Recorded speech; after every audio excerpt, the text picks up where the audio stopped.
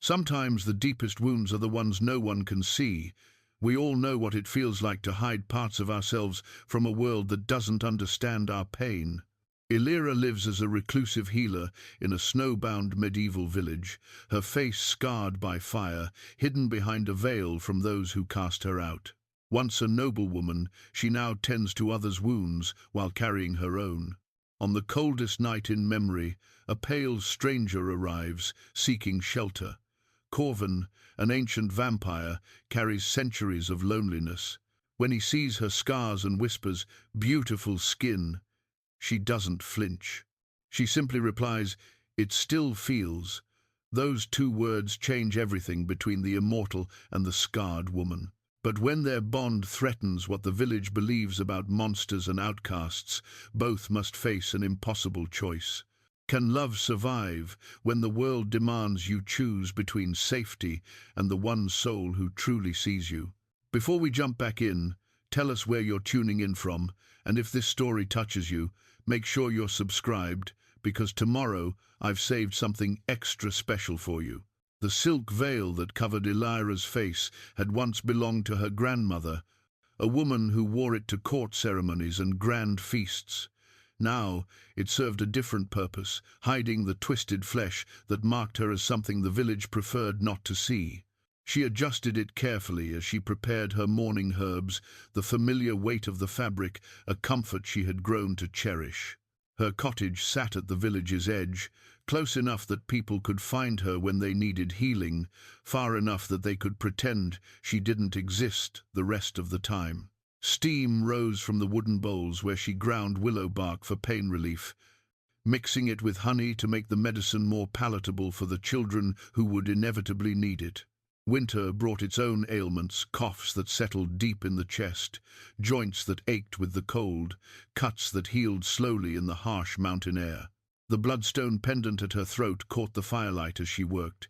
It was the only thing of value she had managed to save from the flames that destroyed her old life. Her father had given it to her on her 16th birthday, calling it a symbol of their family's enduring strength. She touched it now, remembering his voice, before pushing the memory away. Some thoughts were too painful to examine in the clear light of morning. 3 years had passed since the fire, since the betrayal that cost her everything: her face, her family's estate, her place in society. Lady Elira of Ravenshollow had died in those flames.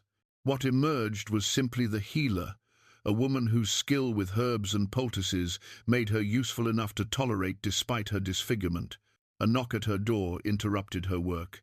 She expected to see young Thomas, or perhaps his mother. The boy had been fighting a fever for 2 days, and his mother worried constantly. Instead, she found Marta, the baker's wife, holding her infant son. "He won't stop crying," Marta said, her voice thick with exhaustion. "Been 3 days now. Won't take the breast, won't sleep. My mother says it's colic, but I thought perhaps you might—" "Bring him inside," Elira said, stepping back to allow them entry. Her voice carried the refined accent of her upbringing, something she couldn't quite erase despite her circumstances. "Let me have a look." The baby's cries filled the small cottage as Elira examined him carefully. His tiny face was red with distress, his little fists clenched.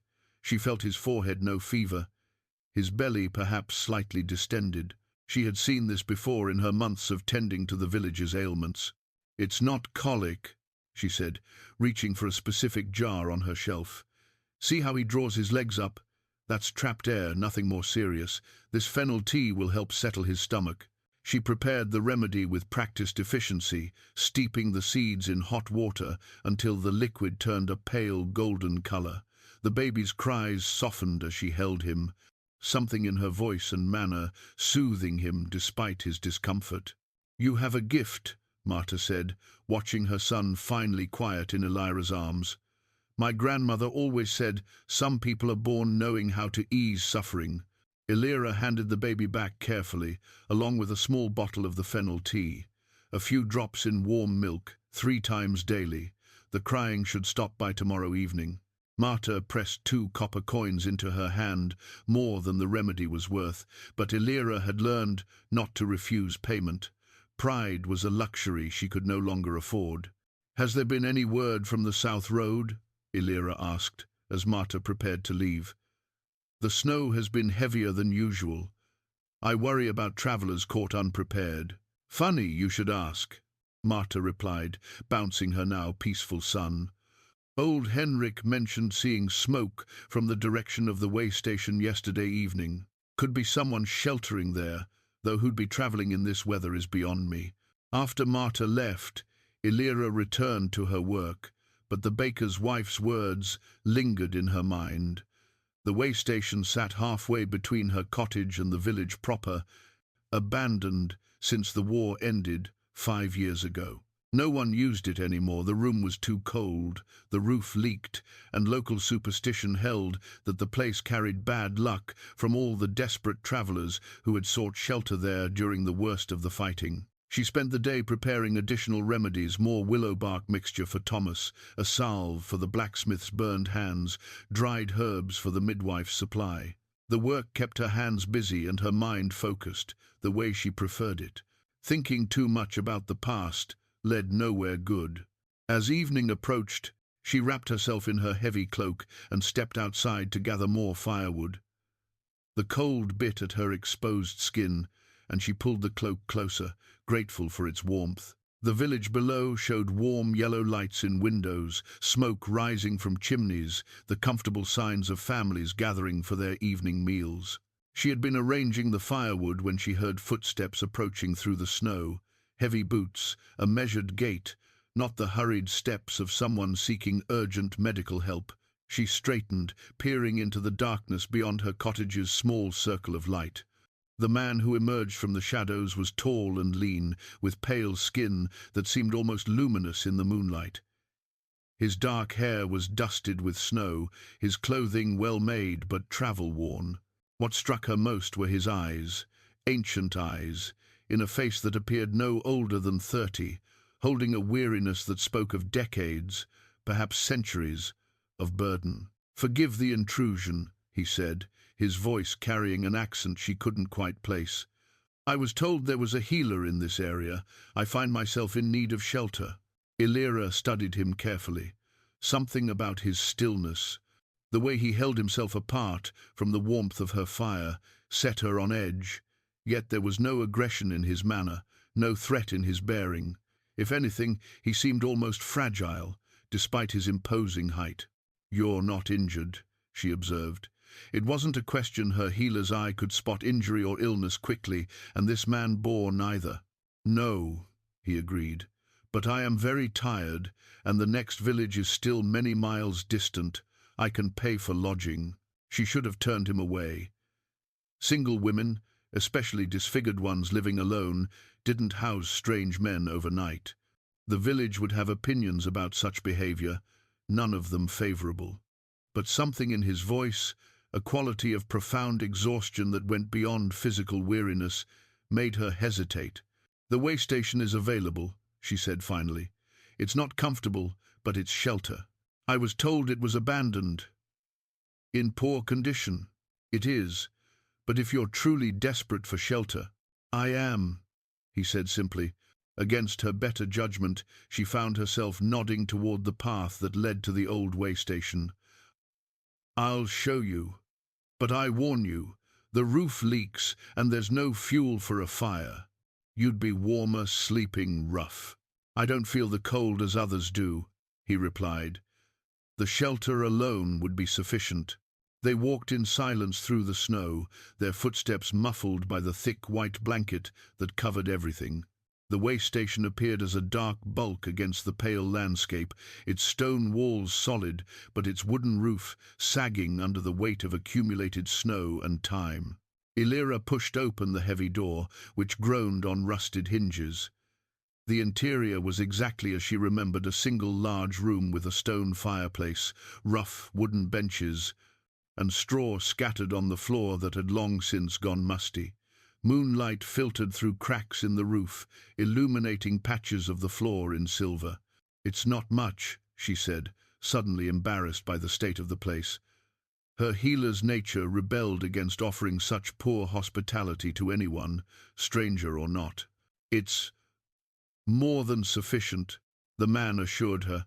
I've slept in far worse places.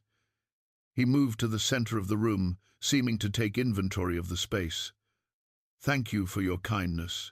She should have left then, should have returned to her warm cottage and her evening routine. Instead, she found herself lingering in the doorway, studying his profile in the moonlight. There was something familiar about him, though she was certain they had never met. What brings you to our village? She asked. There's nothing here of interest to travelers. He turned to face her fully, and in the pale light she caught a glimpse of something in his expression, a longing so profound it took her breath away.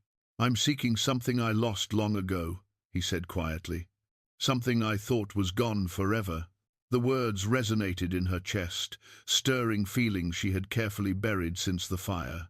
She knew what it meant to lose everything, to search for something that might never be found again. I hope you find it, she said softly. As do I. He paused, then added, You've been very kind. May I ask your name? She hesitated. The village knew her simply as the healer. Her true name felt like something precious and fragile, not to be shared lightly, but something about this strange, tired man made her feel safe in a way she hadn't experienced in years. Elira, she said. Elira. He repeated it carefully, as if testing the sound. A beautiful name. I am Corven. The name struck her oddly, familiar in a way she couldn't explain. She found herself wanting to ask more questions: where he came from, what he had lost, why his eyes held such ancient sadness. Instead, she stepped back toward the door. If you need anything, she said, my cottage is the one with the red door, just up the hill. Thank you, Elira. The way he said her name made something flutter in her chest, a feeling she had thought died with everything else in the fire. She walked back to her cottage through the snow, acutely aware of his presence behind her in the old way station. Something had shifted in the course of their brief meeting, though she couldn't name what it was. Back in her cottage, she banked her fire and prepared for bed, but sleep was slow to come. Outside, the wind picked up, howling around the cottage walls and rattling the windows. She pulled her blankets closer and tried not to think about the stranger sleeping alone in the cold, drafty way station. Tried not to wonder what he had lost, or why the sound of her name on his lips had stirred something she thought was buried forever. The bloodstone pendant lay warm against her throat as she finally drifted off to sleep, and for the first time in months her dreams were not of fire and betrayal, but of ancient eyes, and a voice that spoke her name like a prayer. The next morning brought an unusual warmth to the air, as if the earth itself was exhaling after holding its breath through the long, bitter night. Elira woke to the sound of water dripping from the eaves, the first hint that winter's grip might finally be loosening. She dressed quickly, pinning her veil in place with practiced movements, and stepped outside to check on her unexpected guest. The way station stood silent in the pale morning light, no smoke rising from its chimney, no signs of movement within. For a moment, she wondered if Corven had left during the night, continuing on his mysterious journey. The thought brought an unexpected pang of disappointment. She was preparing to return to her cottage when the door creaked open and he appeared. In daylight, his unusual pallor was even more pronounced, his skin holding an almost marble-like quality. He moved with fluid grace, each step deliberate and controlled, as if he were conscious of every movement. "Good morning," she called, approaching the way station. "I trust you slept well?" Something flickered across, his features amusement perhaps or irony. "As well as can be expected. You were right about the roof. I found myself dodging puddles most of the night. I have a fire going in my cottage, and fresh bread," she offered. "You're welcome to warm yourself before you continue your travels." He studied her for a long moment, those ancient eyes seeming to weigh something beyond her simple invitation. "You're very generous to a stranger." "Perhaps," she said, "but I know what it's like to be cold and alone." The words slipped out before she could stop them. more honest than she intended. His expression shifted, becoming gentler, more attentive. "Yes," he said quietly, "I believe you do." They walked to her cottage in comfortable silence, the snow crunching beneath their feet. Inside, the warmth enveloped them, and Elira watched as Corven seemed to relax slightly, his shoulders losing some of their rigid tension. She busied herself preparing tea and slicing the bread she had baked the previous evening, grateful for tasks that kept her hands occupied. "You live alone," he observed, settling into the chair she indicated. It wasn't a question, but she answered anyway. "Yes, it suits my work better this way." She set the bread and honey before him, noting how he made no immediate move to eat. Healing requires concentration, and solitude provides that. "You weren't always a healer." Again, not a question. His perception was unsettling. Elira's hand went instinctively to her veil, checking that it remained securely in place. "Your hands," he said simply. "They're soft, despite the work you do. Your voice carries education, refinement, and this cottage, while simple, contains things of quality. That pendant you wear, the silver cup there on the shelf. You've known better circumstances." She felt exposed under his scrutiny, as if he could see through not just her veil but all the carefully constructed barriers she had built around herself. Most people in the village knew better than to ask about her past. They accepted her services and ignored the rest. This stranger seemed to see everything. "Everyone has a story," she said carefully. "Not all of them are pleasant to tell." "Indeed." He reached for the bread, and she noticed something unusual, a silver ring on his right hand, bearing a symbol she almost recognized. The design was intricate, old, depicting what looked like a serpent wrapped around a crescent moon. "May I ask what happened to your face?" The directness of the question should have offended her.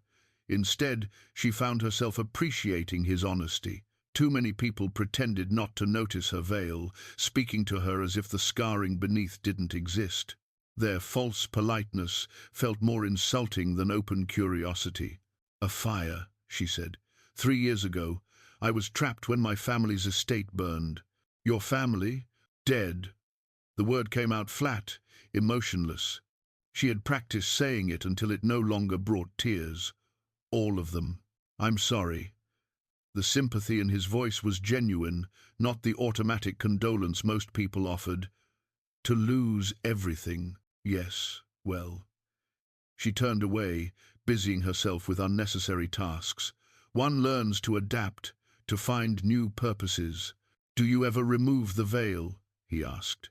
The question hung in the air between them. Elira's hands stilled on the tea things, her heart beginning to race. No one had asked her that, not directly, not with such calm interest. "No," she said, "never. Not in front of others."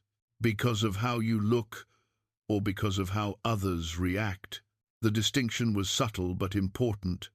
She turned back to face him, studying his expression for signs of pity or revulsion. She found neither, only patient curiosity and something that might have been understanding. "Both," she admitted. "The scars are extensive. They frighten people. Children cry when they see them. Adults look away or stare with that horrible fascination people have for terrible things. Yet you continue to heal others." "It's what I can do.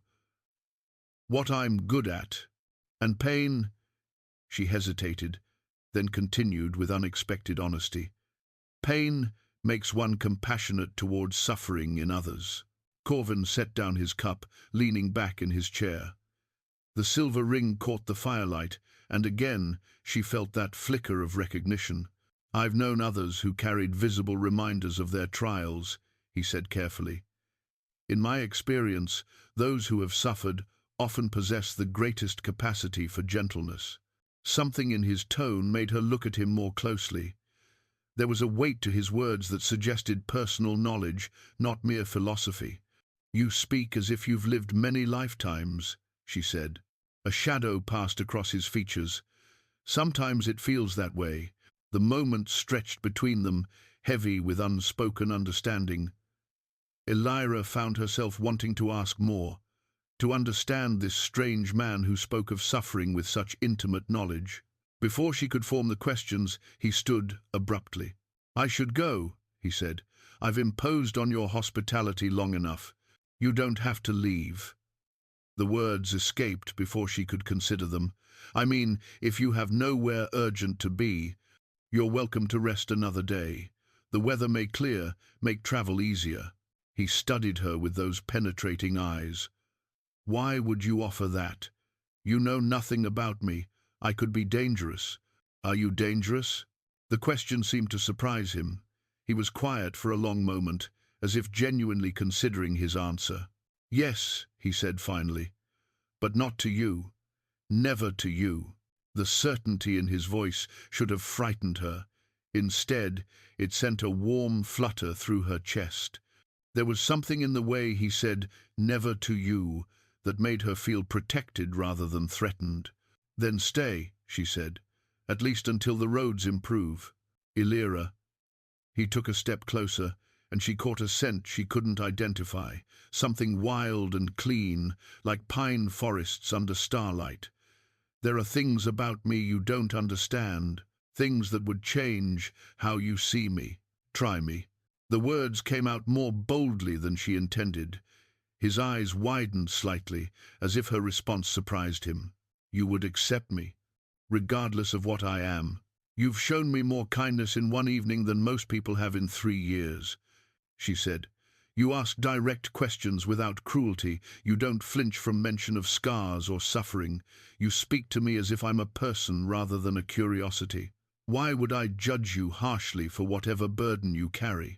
Corven moved closer still, close enough that she could see golden flecks in his dark eyes, close enough to notice the unnatural stillness of his chest, no rise and fall of breathing. "What if I told you I'm not entirely human?"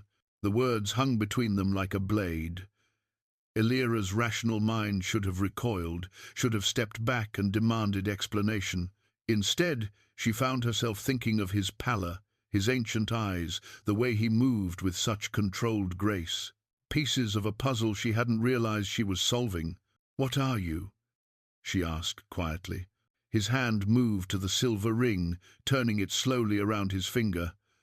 "I am what most would call a monster, a creature of darkness and hunger, a vampire." The word settled into the silence of the cottage like a stone dropping into still water. Elira felt her world shift slightly, accommodating this new reality. A vampire. It explained so much: his pallor, his stillness, the way he spoke of lifetimes and loss with such intimate knowledge. "How long?" she asked. "How long have I been this way?" At her nod, he continued. 700 years, give or take a few decades. I stopped counting precisely after the first century. 700 years. The number was almost incomprehensible. She tried to imagine the weight of such time, the accumulation of memories and losses across centuries. "And you're telling me this because you deserve honesty. And because—" He paused, seeming to struggle with words. "Because for the first time in longer than I can remember, I find myself hoping someone might accept what I am rather than what I pretend to be." Elira looked at him, really looked at him.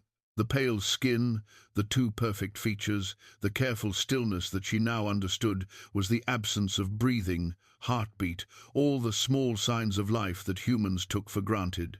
He was a vampire, a creature of legend and nightmare. He was also the first person in 3 years to look at her without pity, to speak to her with genuine interest, to make her feel like more than her scars. "You said you were seeking something you lost long ago," she said. "Yes." "What was it?" His smile was sad, ancient, beautiful. "The possibility of connection, of being seen and known and not rejected for what necessity made me." She understood. Oh, how she understood. "Beautiful skin," he said suddenly, his voice barely above a whisper. The words hit her like a physical blow.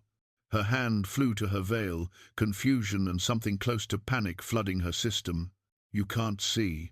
I can see everything," he said gently.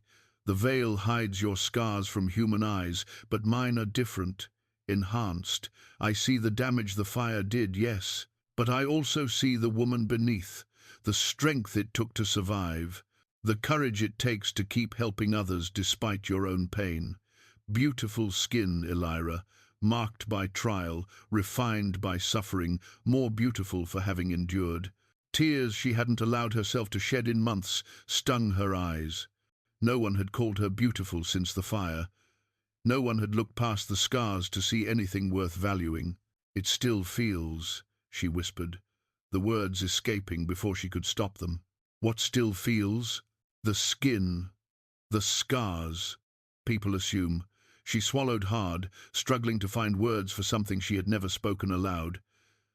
They assume because it's damaged, it must be numb, dead, but it still feels everything. Touch, temperature, pain. Sometimes I think it feels more, not less. Corven's expression shifted, becoming impossibly tender. Of course it does. Scars are proof of healing, not death. They're evidence that something survived, what should have destroyed it. The understanding in his voice broke something open in her chest. For 3 years she had carried the weight of isolation, of being seen as damaged goods, something to be pitied or feared or ignored. And here stood this ancient creature, this vampire who should by all rights terrify her, offering the first real acceptance she had known since the fire. "You're not afraid of me," he said, wonder creeping into his voice. "Should I be?" Most would say yes. Vampires are creatures of hunger and darkness. We feed on blood. We exist outside the natural order. "So do I," she interrupted. "Exist outside the natural order. A woman alone, scarred, neither noble nor peasant, neither beautiful nor hideous enough to be safely categorized. I'm already a creature the village doesn't know how to place." Something shifted in his expression, recognition perhaps, or relief. "You truly aren't afraid?" "No," she said, and realized it was completely true. "I'm not afraid of you, Corven." The way he said her name made it sound like a prayer, like something precious being offered up to uncertain gods. And in that moment, watching the hope bloom across his ageless features, Elira realized that everything in her carefully ordered life was about to change. The leather-bound grimoire sat open on Elira's table, its pages yellowed with age and stained with years of careful use. Each entry was written in her precise hand, documenting remedies passed down through generations of healers, discoveries she had made through trial and observation, and notes on the particular ailments that plagued mountain villages. It was her most precious possession after the bloodstone pendant, a repository of knowledge that had taken her 3 years to compile. Corven examined the pages with genuine interest, his enhanced vision allowing him to read even the smallest notations in the margins.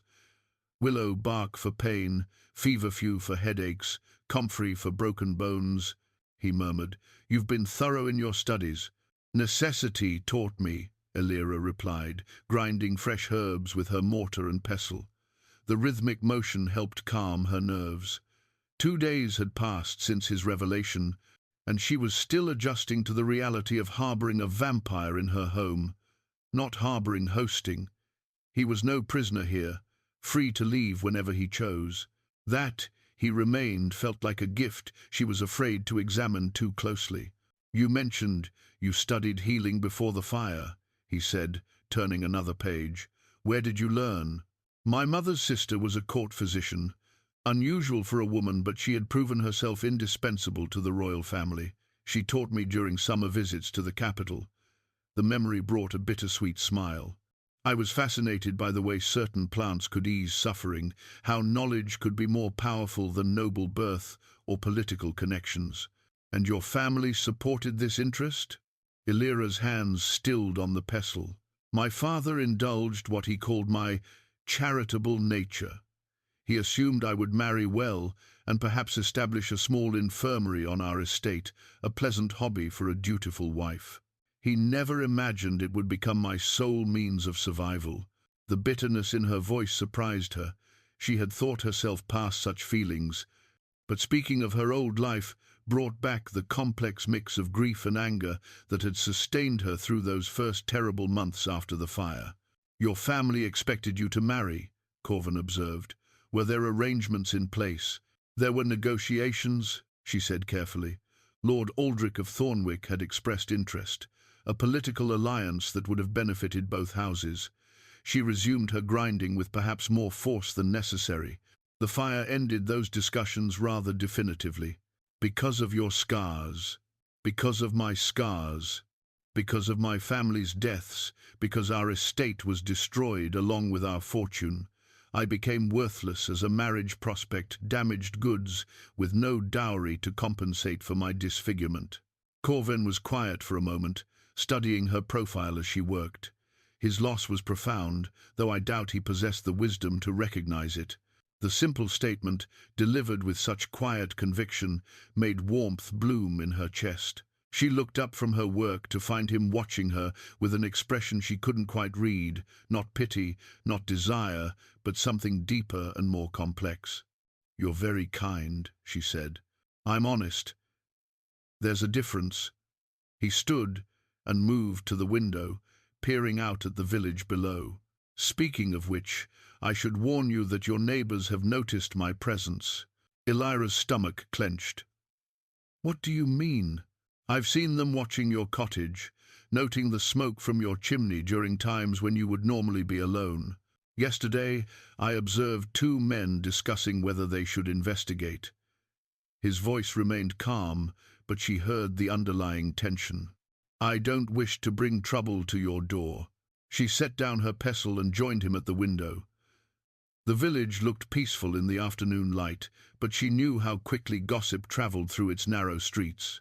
An unmarried woman hosting a strange man was precisely the sort of scandal that would occupy tongues for weeks. "Let them talk," she said, surprising herself with her defiance. "I've weathered their judgment before. This is different. Before you were alone, and therefore pitied.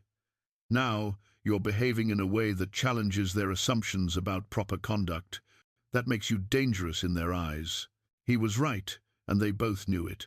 The village tolerated her because she was useful and unthreatening, a scarred woman living in isolation, serving their needs without disrupting their order. But a scarred woman taking a lover, even a mysterious stranger passing through, suggested she still possessed agency, desire, the capacity to make choices that served her own interests rather than merely accommodating theirs. "What do you suggest?" she asked. "I could leave, continue my journey, remove the source of their concern." The thought hit her like a physical blow. "Is that what you want?" "What I want and what's wise are rarely the same thing." He turned from the window to face her fully. "But no, Elira, leaving is not what I want." Relief flooded through her, followed immediately by anxiety. "Then we'll deal with whatever comes. Together." "Together," he repeated, as if testing the word. "It's been a long time since I've had anyone to face challenges with. 700 years is a long time to be alone." "Not entirely alone. There have been others of my kind, brief companionships born of shared necessity. But this," he gestured between them, "this is different. Because I'm human, because you're you." The simple statement carried such weight of feeling that it stole her breath. Before she could respond, the sound of approaching footsteps crunched through the snow outside. Multiple sets, moving with purpose rather than the hesitant pace of someone seeking medical help. Elira and Corven exchanged glances. He moved away from the window, positioning himself where he wouldn't be immediately visible to anyone entering the cottage. She smoothed her skirts and checked her veil before opening the door. Elder Matthias stood on her threshold, flanked by two younger men she recognized as the blacksmith's son and the cooper's apprentice. All three held themselves with the rigid posture of men convinced they were performing a righteous duty. "Elder Matthias," she said, keeping her voice respectfully neutral, "how may I help you?" "May we come in, child?" His tone carried the authority of someone accustomed to being obeyed. There are matters we need to discuss. She wanted to refuse, to protect the fragile peace she and Corven had built over the past 2 days. But refusing would only confirm their suspicions and bring greater scrutiny. "Of course," she said, stepping aside to allow them entry. They filed into her cottage, their eyes immediately scanning for signs of her mysterious guest.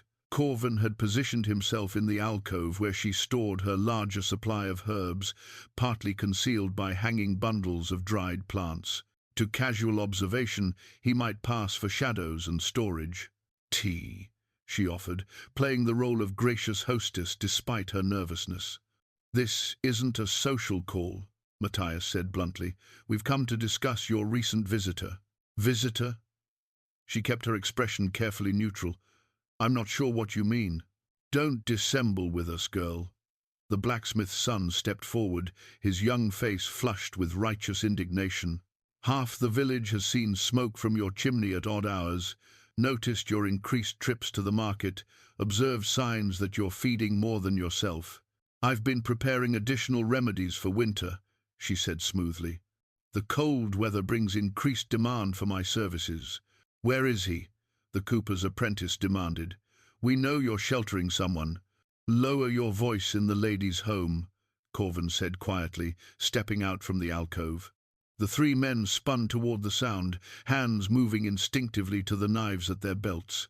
Corven stood perfectly still, making no aggressive movements, but his very presence filled the small cottage with tension. "You are?" Matthias asked, his voice carefully controlled. "Corven," he replied simply. "A traveler seeking shelter until the road's clear."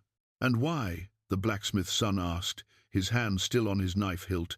"Would our healer risk her reputation sheltering a stranger?" "Perhaps," Corven suggested mildly, "because she possesses the compassion your community seems to lack." The insult landed precisely as intended. All 3 men stiffened, and Elira quickly moved between them and Corven, recognizing the danger in the moment. "Corven is my guest," she said firmly. "I've offered him hospitality, as is my right." "Is it?" Matthias asked. "You live here at our sufferance, girl.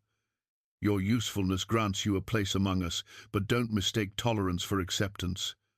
Bringing strange men into our midst, hosting them in your cottage like some common tavern wench. Enough." The single word from Corven carried such cold authority that all conversation ceased. "You will not speak to her that way." "You have no authority here, stranger," the blacksmith's son blustered, but there was uncertainty in his voice now. "I have the authority that comes from recognizing worth when I see it," Corven replied. "Something you've apparently failed to learn despite living alongside it for 3 years. The standoff stretched taut between them, full of unspoken threats and barely contained hostility. Finally, Elder Matthias spoke. "You have 1 day," he said to Elira. "Send him on his way, or we'll be forced to take action." "What sort of action?" she asked, though she suspected she already knew. "The sort that ensures our community remains safe from outside influences," Matthias replied. "Choose wisely, child. You've built something useful here. Don't throw it away for the sake of a stranger." They left without further words, their boots heavy on the wooden floor. Elira closed the door behind them and leaned against it, her heart racing. "I'm sorry," Corven said quietly. "I should have remained hidden." "No," she said, turning to face him. "You were right to defend me. They had no right to speak to me that way. But now they know I exist. The choice has been forced." She looked at him, this ancient creature who had shown her more kindness in 3 days than her own community had in 3 years. The choice, when framed so starkly, was surprisingly easy. "Then I choose you," she said.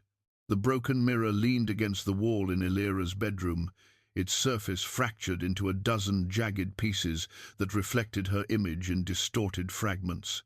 She had kept it after the fire, though she could never explain why. Perhaps it seemed fitting, a shattered reflection for a shattered woman. Now, as she stood before it in the pale morning light, She wondered what Corven saw when he looked at her with those enhanced vampire eyes. "You can see everything," she said to her reflection, repeating his words from the day before. The damage the fire did, but also the woman beneath. One fragment showed her eye, still the same warm brown it had always been. Another captured the curve of her mouth, unmarked by flame. But the largest piece reflected the left side of her face, where the scars were deepest, angry red welts that pulled at the skin, creating permanent shadows where beauty once resided. "Elira?"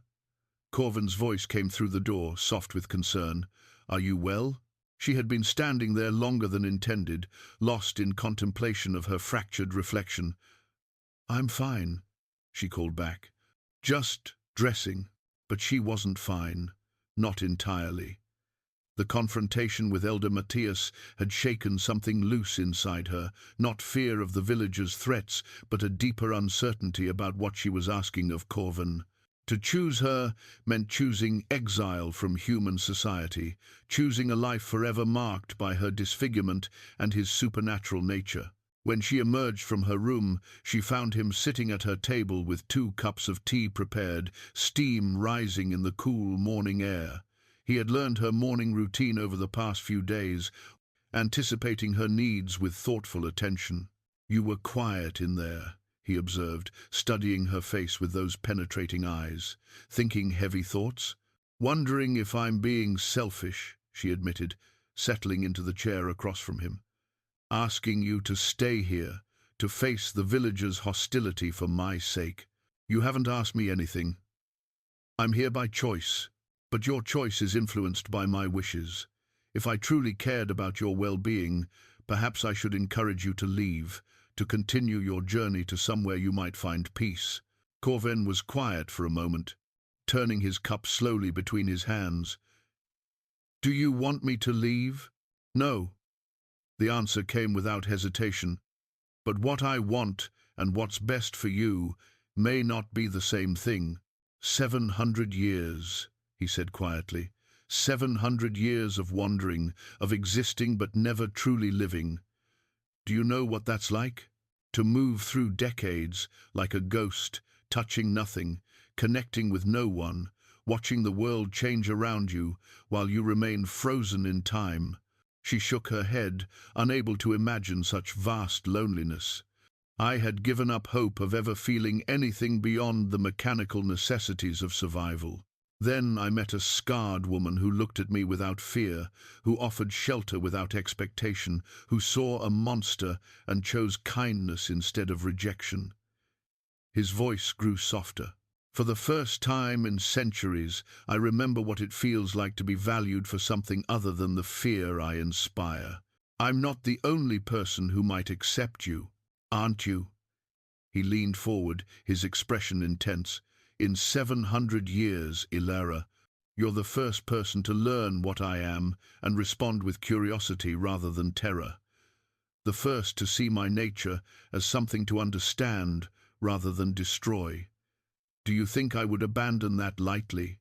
The conviction in his voice made her chest tighten with emotion she wasn't ready to name. "The village won't simply leave us alone. Matthias isn't making idle threats. They'll find ways to force the issue.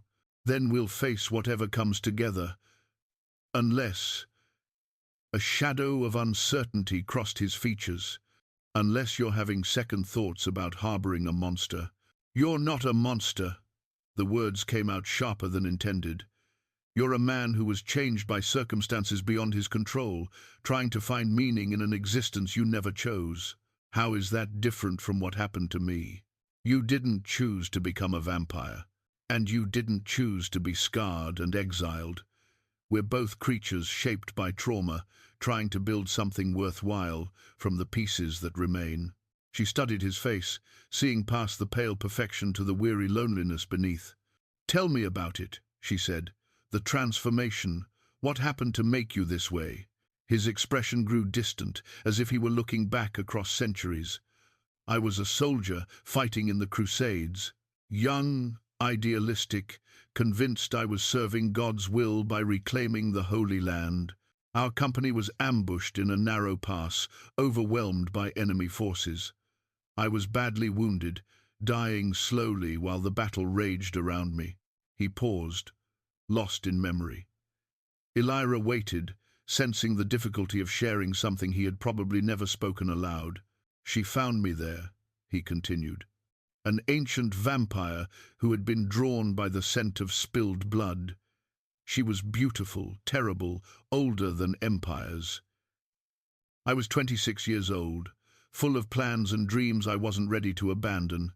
I chose immortality. Do you regret it? Every day for the first century. The hunger, the isolation, the weight of watching everyone I had ever known grow old and die, while I remained unchanged, it felt like punishment rather than gift. I thought about ending my existence countless times. What stopped you? Curiosity, perhaps, or stubbornness, the faint hope that somehow, someday, eternity might offer something worth experiencing. He met her eyes. I was right to wait. The meaning in his words was unmistakable. Elira felt her breath catch, her heart beating faster against her ribs. Corven, I know it's complicated. I know we barely know each other, that my nature makes any relationship difficult. But I need you to understand, meeting you has changed something fundamental in me. For the first time in 7 centuries, I look toward the future with anticipation rather than resignation. She reached across the table, covering his cold hand with her warm one. The contrast in temperature seemed symbolic, life and death, mortal and immortal, choosing to touch despite their differences. I understand, she said softly, because you've changed something in me too. They sat in silence for a moment, hands clasped, acknowledging the shift in their relationship without needing to define it precisely. Outside, snow began to fall again, muffling the world in peaceful white. There's something else, Corven said eventually. Something I should tell you about my kind, about the risks of being close to a vampire. The hunger for blood? That, yes. But also the emotional intensity. Vampires feel everything more acutely than humans: love, anger, protectiveness, jealousy. When we form attachments, they tend to be absolute, consuming. I need you to know that what's developing between us, for me, it won't be casual or temporary. And you think that frightens me? Doesn't it? The prospect of being loved by something that exists outside human limitations, that will outlive every generation of your family, that feels emotions with supernatural intensity. Elira considered this, examining her feelings honestly. The magnitude of what he described should terrify her, the overwhelming nature of vampire attachment, the complications of loving an immortal being. Instead, she found herself thinking of her broken mirror, her fragmented reflection, the way she had learned to see herself as something irreparably damaged. I think, she said slowly, that I've spent 3 years believing no one could ever see past my scars to find something worth loving. The prospect of being valued that completely, that permanently, it doesn't frighten me. It amazes me. Something shifted in Corven's expression: relief, wonder, joy, emotions flickering across his features too quickly to catalogue. His hand tightened around hers, cold fingers warming under her touch. You continue to surprise me, he said. Good. I'd hate to become predictable. He laughed, the sound rich and genuine, and she realized it was the first time she had heard him express pure happiness. The knowledge that she could bring him such joy sent warmth spreading through her chest. Outside, the snow continued to fall, blanketing their cottage in peaceful isolation. For this moment at least, they could pretend that the outside world didn't exist, that the villagers' threats were distant concerns, that 2 damaged souls had found perfect sanctuary in each other's company. But even as they sat hand in hand, sharing quiet intimacy in the firelit cottage, both knew their peace was temporary. The village would not forget or forgive. Choices would have to be made, consequences faced. For now, though, it was enough to sit together in the falling snow, Warm hands joined despite the cold, two outcasts who had found in each other something worth fighting for. The war memorial stone stood in the village centre like a weathered sentinel, its carved surface worn smooth by decades of wind and rain. Elira had passed it countless times over the past 3 years, but she had never studied it closely until now. The inscription was simple. In memory of those lost in the war of shadows, may their sacrifice bring eternal peace. Below the words, symbols were etched into the stone crosses, crescents, and something else that made her breath catch. "The same mark that's on your ring," she said, tracing the carved serpent wrapped around a crescent moon. Corven stood beside her in the pale afternoon light, his expression troubled as he examined the memorial. "I hadn't noticed it before. But then, I've avoided the village centre since arriving. What does it mean?" "The symbol. It's the mark of my bloodline," he said quietly. "The clan sign of the first vampires created during the war. But that's impossible. This memorial commemorates a conflict from 5 years ago. My transformation happened 7 centuries past." A chill ran down Elira's spine that had nothing to do with the cold wind. "Perhaps it's coincidence. Similar symbols appearing across different eras." "No." His voice carried absolute certainty. "This is my clan's mark, precisely as it was designed. Someone who knew our history carved it here." They were interrupted by the approach of Elder Matthias, his weathered face grim with purpose. 2 other village elders accompanied him, men Elira recognized but had rarely spoken with. Their expressions held a mixture of resignation and determination that made her stomach clench with apprehension. "Lady Elira," Matthias said, using her old title with deliberate formality. "We need to speak with you, both of you." "About what?" she asked, though she suspected she already knew. "About the curse that has plagued our village for 5 years. About why the harvests fail, why children are born sickly, why shadows move in ways they shouldn't after sunset." His gaze fixed on Corven. "About why your arrival has stirred things that should remain sleeping." Corven stepped closer to Elira, his body tense with protective instincts. "I've done nothing to harm your village." "Haven't you?" The second elder, a man named Harold, whose family had lived here for generations, gestured toward the memorial stone. "Since you arrived, old Mrs. Petra has had nightmares about burning cities. The children speak of voices whispering in languages they don't know. Even the animals grow restless after dark." "Correlation isn't causation," Elira said, falling back on logical training from her healing studies. "These symptoms could have any number of explanations." "Could they?" Matthias moved closer to the memorial stone, placing his weathered hand on the carved symbols. "Tell me, stranger, do you recognize this mark?" The question hung in the air like a blade. Corven could lie, could claim ignorance, but Elira saw the recognition in his eyes and knew he wouldn't insult their intelligence. "Yes," he said simply. "It's the mark of my clan." "Your clan." Harold's voice carried no surprise, as if he had expected this confirmation. "The vampire clan that was destroyed at the end of the War of Shadows, when the noble houses finally united to drive the creatures of darkness from our lands." "Destroyed?"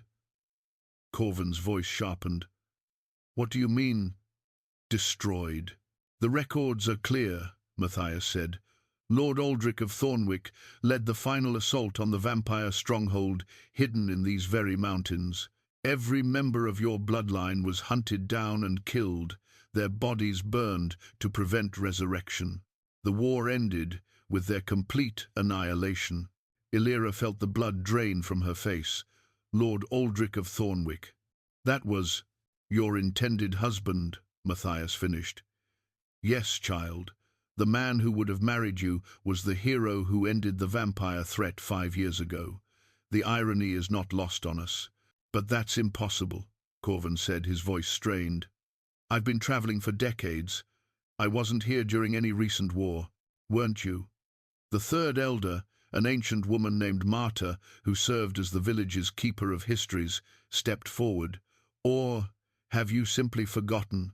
Vampire memories, we're told, can be peculiar things, especially when trauma is involved. What are you suggesting? That you are the last survivor of your clan, Marta said gently. That you fled during the final battle, your memories shattered by the loss of your entire bloodline. That you've wandered in a daze for 5 years, finally returning to the place where everything ended. The suggestion hit Corven like a physical blow. Elira watched as uncertainty flickered across his features, ancient certainty cracking under the weight of possibility. 5 years, he repeated slowly, not 7 centuries. The curse began immediately after the battle, Harold explained. Lord Aldrich's forces were thorough, but vampire blood spilled on our soil, vampire souls screaming in death. Such things leave marks on the land. Our harvests began failing that very autumn. Children born since then carry strange dreams, stranger gifts. The very earth remembers what happened here. And now you've returned, Matthias said, his voice carrying a mixture of pity and fear. The last of your kind, drawn back to the place where your family died. Your presence awakens the curse, stirs the restless spirits of your slain clan. Elira's mind raced, trying to reconcile this new information with everything Corven had told her about his past. The woman who transformed you could have been the clan mother, Marta said.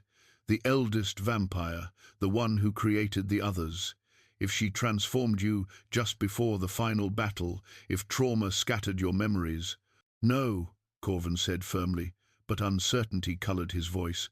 I remember the Crusades, I remember centuries of wandering. Do you? Harold asked gently. Or do you remember the story you told yourself to make sense of fractured recollections? Vampire minds, when damaged, often create elaborate histories to fill the gaps. Silence fell over the group as the implications settled like snow around them. Elira found herself studying Corven's profile, seeing new tension in his jaw, new doubt in his ancient eyes. If this is true, she said slowly, if the curse is connected to your clan's destruction, what does that mean for the village? It means, Matthias said heavily, that your presence here will continue to wake things better left sleeping. The curse will strengthen, the land will further sour, and our children will grow up in the shadow of supernatural corruption. But it also means, Marta added with surprising gentleness, that you have the power to end it. The last survivor of a bloodline can break curses created by that bloodline's destruction, if you're willing. Willing to do what? Corven asked, though wariness in his voice suggested he already knew. To complete what Lord Aldrich began, Harold said, to accept final death, to let your bloodline truly end so the land can heal. The words hung in the air like a death sentence. Elira felt her world tilting, everything she had begun to hope for crumbling around the edges. You're asking him to die, she said, her voice barely above a whisper. We're asking him to sacrifice himself for the good of innocents who suffer through no fault of their own, Matthias replied, as any honorable man would. And if he refuses? The 3 elders exchanged glances. Then we'll be forced to complete the task ourselves, Harold said quietly. By whatever means necessary. Threat and promise hung between them, unspoken but understood. Elira moved closer to Corven, taking his cold hand in hers, offering what comfort she could in the face of an impossible choice. How long do we have? Corven asked. 3 days, Matthias said. Time enough to set your affairs in order, to say your farewells. After that, we act to protect our people, Harold finished. They left without another word, their footsteps echoing off the memorial stone as they walked back toward the village center. Elira and Corven stood alone beside the monument, the carved symbols seeming to mock them with their ancient secrets. Do you think it's true? She asked finally. About your memories? The timeline? I don't know, he said, his voice hollow with uncertainty. There are gaps in my recollections, places where details feel fuzzy or inconsistent. I attributed them to the passage of time, but but trauma could explain them just as easily. Yes, he turned to face her, his expression torn between anguish and determination. Elira, if they're right, if my presence here is causing harm to innocent people, don't. The word came out sharp, desperate. Don't you dare make that choice for noble reasons, not when I've just found something worth living for. And what of the children who suffer because of what I am? What of the families watching their harvests fail, their land sicken? She wanted to argue, to find logical reasons why his sacrifice wouldn't be necessary, why there had to be another solution. But looking at the memorial stone, seeing the pain in his eyes, she realized they had moved beyond logic into the realm of impossible choices and devastating consequences. 3 days, she said finally. 3 days, he agreed. Neither spoke of how they would spend that time, but both understood the weight of hours suddenly become precious beyond measure. The hidden compartment beneath Elira's floorboards had remained undisturbed since she first moved to the cottage. She pried up the loose board with trembling fingers, revealing a small collection of items she had salvaged from her family's estate, things too precious to display, but too meaningful to abandon. Among them, wrapped in silk that had once been part of her wedding trousseau, lay a bundle of letters tied with faded ribbon. "What are those?" Corven asked, settling beside her on the floor of her cottage. "Love letters," she said, her voice thick with emotion. "I found them in my grandmother's belongings after the fire. I never understood why she kept letters from someone who wasn't my grandfather, but I couldn't bring myself to burn them." She untied the ribbon with careful fingers, revealing correspondence written in 2 distinct hands. The paper was yellowed with age, some letters dating back decades. The elegant feminine script she recognized as her grandmother's, but the masculine hand that replied was unfamiliar, written in a flowing style that seemed oddly formal. "Listen to this," she said, selecting a letter at random. "My dearest Liana, the nights grow long without your presence. The curse of my nature means I cannot offer you the life you deserve. Yet I find myself unable to release you from my heart. If there were a way to bridge the gap between what I am and what you need." The letter fell from her suddenly nerveless fingers. Corven reached for it with movements sharp as a blade, scanning the contents with growing recognition. "The handwriting," he said, his voice barely a whisper. "I know this hand." "Whose is it?" "Mine." The word came out strangled. "This is my handwriting, but I have no memory of writing these words."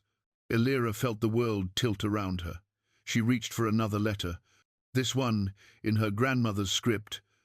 "My beloved Marcus, father grows suspicious of my frequent trips to the forest.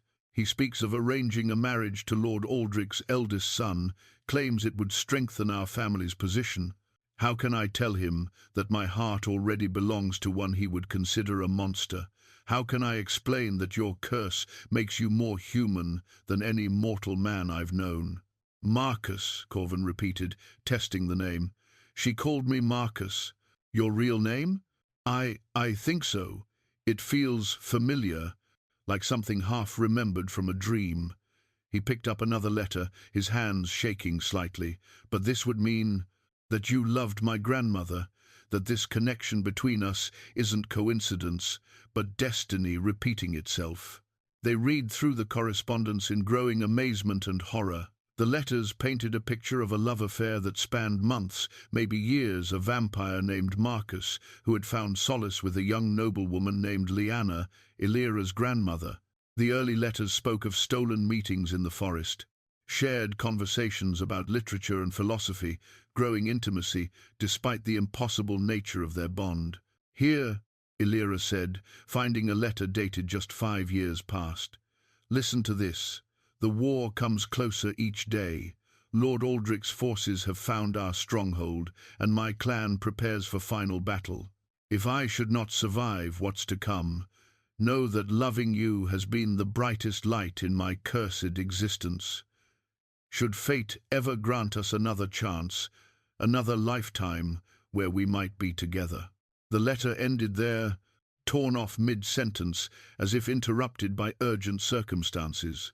"The final battle," Corven, Marcus said slowly. Lord Aldrich's assault on the vampire stronghold, which would explain why my grandmother never spoke of you, why she married my grandfather instead. She thought you were dead. Perhaps I was, in a way. If my memories were shattered by trauma, if I've spent 5 years wandering in a daze. He stood abruptly, pacing to the window.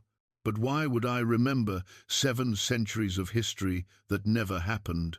Why create such an elaborate false past? Elira studied the letters, noting dates and details. Perhaps because the truth was too painful. Losing your entire clan, losing her, being the sole survivor, maybe your mind chose to rewrite history rather than face such overwhelming grief. And now, I've found her granddaughter, I've fallen in love with. He turned back to her, his expression torn between wonder and anguish. Is this real, Elira, what we feel for each other? Or am I simply reliving old patterns, loving you because you remind me of her? The question hit her like a physical blow.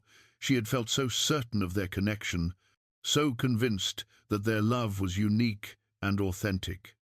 But now, faced with evidence of his previous relationship with her grandmother, doubt crept in like poison. I don't know, she admitted. But does it matter? Even if what drew you to me was unconscious memory of loving her, what we've built together is real. The conversations we've shared, the understanding between us, that's not something that can be counterfeited, isn't it? If I'm unconsciously recreating a past relationship, how can either of us trust the authenticity of our feelings? Elira stood and moved to face him, studying his beloved features in the afternoon light. Because I'm not my grandmother. Look at me. Marcus, really look at me. I'm scarred, damaged, marked by fire and loss. If you were simply reliving the past, wouldn't you seek someone who resembled her more closely? You have her eyes, he said softly. The same shape to your mouth when you smile, the same way of tilting your head when you're thinking. Family resemblance. But I'm not her. She reached up to touch his face, her fingers tracing the sharp line of his cheekbone. And you're not the same man who loved her. You've been changed by loss, by trauma, by 5 years of wandering. We're both different people than we might have been. Are we? Or are we simply playing out a story that was never allowed to finish? Before she could answer, the sound of approaching horses drew their attention to the window. A small party of riders was climbing the hill toward her cottage, Lord Aldrich himself, flanked by armed men. Even at a distance, she could see the grim determination in their bearing. It seems our 3 days have been cut short, Corven said quietly. He's come to finish what he started 5 years ago. They watched as the riders drew closer, noting the silver-tipped weapons, the blessed silver chains, all the traditional tools for hunting vampires. Lord Aldrich had not come to negotiate. There's something else, Elira said, picking up the final letter in the bundle. Something I didn't read aloud. She unfolded the parchment with careful fingers. This letter was different from the others written in her grandmother's hand, but bearing official seals, as if it were a legal document rather than personal correspondence. It's a contract, she said, scanning the formal language. Some kind of magical binding. She was working with a court wizard to create, her voice caught, a ritual that would allow a vampire to reclaim mortality. What? She found a way to break the curse, Marcus, a way to make you human again. But it required both willing participants, vampire and human bloodline, joined in. She looked up at him, her eyes wide with sudden understanding. Joined in love, freely given. The ritual was never completed. The war came too soon. But the contract remains binding across generations. It says here that any direct descendant of her bloodline could complete the ritual if the vampire survived. The sound of horses was closer now, almost at her door. Corven moved to the window, peering out at their approaching visitors. Aldrich brings 12 men, he reported, all armed with silver, all trained in vampire hunting. Then we have very little time. Elira clutched the contract to her chest. Marcus, This could be the answer. A way to break the curse on the village without your death. A way to complete what you and my grandmother started. And if the ritual fails, then at least we'll have tried.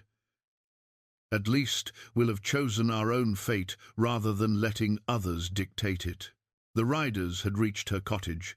Through the window they could see Lord Aldrich dismounting, his men spreading out to surround the building. His voice carried clearly through the thin walls as he called out, "Lady Elira of Ravenshollow, I know you're harbouring the vampire, Marcus. Send him out, and you'll be spared the consequences of treason." Elira looked at Marcus Corven, the man she loved, regardless of which name he bore or which memories were real. In his eyes, she saw the same determination she felt burning in her own chest. "What do you say?" she whispered. "Shall we give fate a second chance? Together? Together." Outside, Lord Aldrich's patience was wearing thin. "You have 1 minute to comply, Lady Elira. After that we come in." Elira carefully folded the contract and tucked it into her bodice close to her heart. Whatever came next, they would face it as partners rather than victims. The letters had shown them the past. Now it was time to write their own ending to the story. "Whatever happens," Marcus said quietly, "I want you to know loving you has made me remember what it means to be human. Then let's see if we can make that memory into reality." The sound of armoured boots approached the door, and their time for preparation ran out. The cursed tablet lay hidden beneath centuries of accumulated earth and debris in the deepest part of Elira's root cellar, revealed only when Lord Aldrich's men forced their way into her cottage and began their systematic search.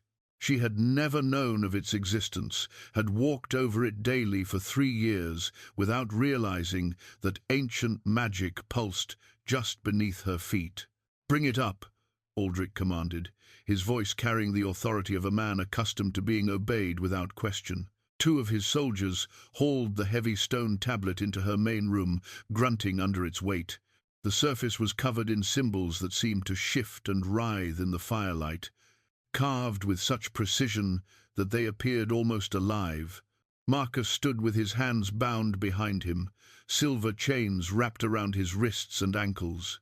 The metal burned his skin where it touched, sending wisps of smoke curling into the air, but his expression remained defiant.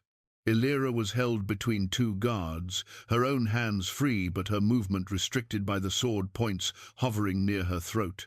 "Do you know what this is, vampire?" Aldrich asked, gesturing toward the tablet. He was older than Elira remembered from their brief courtship negotiations years ago, his hair gone grey and his face marked by lines of constant vigilance. 5 years of hunting supernatural threats had aged him beyond his years. "Old magic," Marcus replied carefully, "but I sense no immediate threat from it." Aldrich laughed, the sound harsh and bitter. "Of course you don't, because you're not the threat it was designed to contain. You're the key to activating it." He moved closer to the tablet, running his fingers over the carved symbols. "This was created during the original War of Shadows, 700 years ago, when the first vampires nearly overran the human kingdoms. A failsafe, designed to prevent such a catastrophe from ever occurring again." "What does it do?" Elira asked, though dread was already pooling in her stomach. "It ensures that vampire bloodlines, once ended, remain ended. No resurrection, no new generation, no possibility of the cycle repeating." Aldrich's eyes fixed on Marcus. "When I destroyed your clan 5 years ago, I thought the threat was finished. But the tablet requires one final component to permanently seal the magical protections. The willing death of the bloodline's last survivor," Marcus said, understanding dawning in his voice. "Precisely. Your clan mother was clever. She hid this tablet where it couldn't be found until the bloodline faced true extinction. She knew that someday someone would need to make the final sacrifice to protect the world from what you are." Elira struggled against the guards holding her. "You're talking about murder. I'm talking about necessity." Aldrich turned to face her, his expression hard but not entirely without sympathy. "Lady Elira, I understand this creature has deceived you, perhaps even made you believe you care for it. But you must see reason. The curse affecting this village is just the beginning. If the last vampire lives, the bloodline can be renewed. Others could be turned, and we'd face another supernatural war. He hasn't turned anyone. He's been here for days and harmed no one. Yet. But the hunger grows stronger over time, and the isolation breeds madness. I've seen it before." Aldrich gestured to his men, who began arranging the tablet in the center of the room. Better to end this cleanly, before innocent people pay the price for sentiment. Marcus watched the preparations with growing alarm. What exactly does the tablet do? It requires a blood sacrifice from the last of the bloodline, freely given in the presence of witnesses. Once activated, it creates a permanent barrier. No one can ever be turned into a vampire again. The curse dies with you, forever. "And if he refuses?" Elira asked. Aldrich's expression grew cold. "Then we make the choice for him. But the magic works best with willing participation." "There has to be another way," Elira said desperately. "Some other solution that doesn't require his death." "There is," said a new voice from the doorway. Everyone turned to see Elder Marta entering the cottage, her ancient face grim with purpose. She carried a leather satchel that clinked with the sound of glass vials and metal instruments. "The ritual Marcus and your grandmother planned," Marta continued, addressing Elira. "What transformation?" Aldrich demanded. "From vampire to mortal.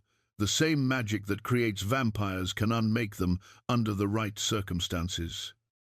Marta set down her satchel and began removing items, candles, salt, a ceremonial knife that gleamed with silver inlay.